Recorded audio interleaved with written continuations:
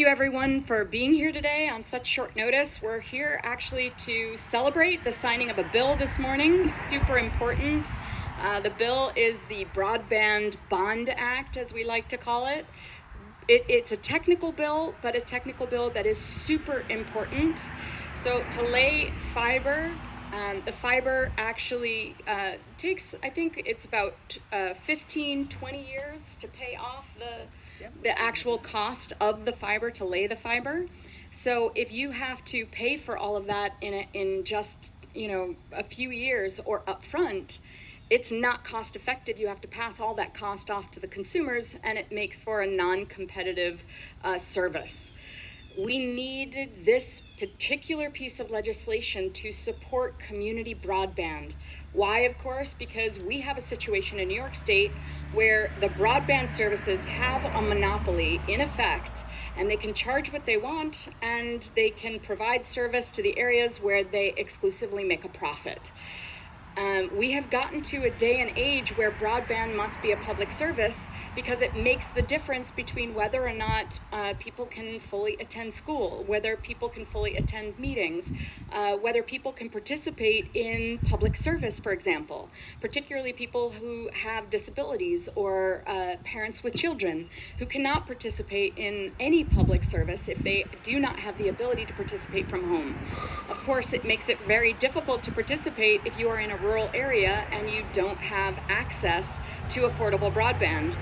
Just to give an example, when the Dryden fiber was laid on our street, we had about a 300-fold increase in download and upload speeds for a lower cost, and that is the name of the game when it comes to community broadband. It makes something that is affordable, that is equitable, and I think very necessary for our modern day age where broadband is absolutely necessary for everybody.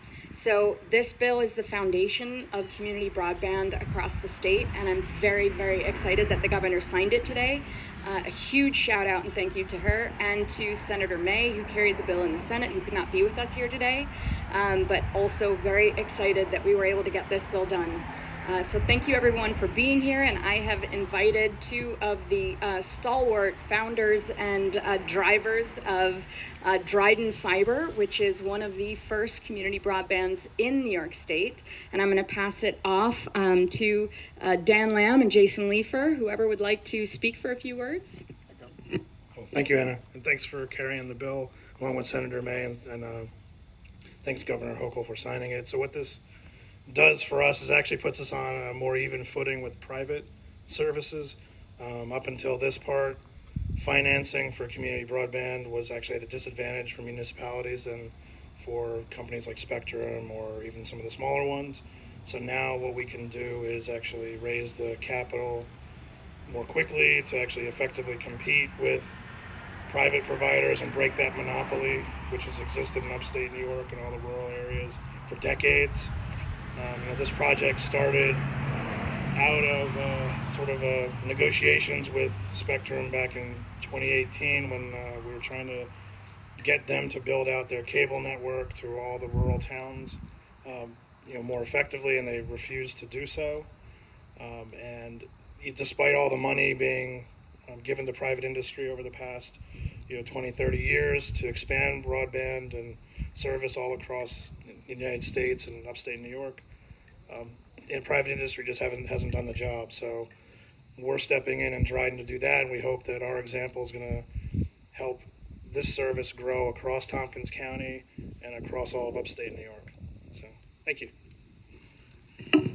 Thank you, Jason. Well, we're in the fourth year of this project, and we started this project because we believe that access to the internet is really a right, not a privilege.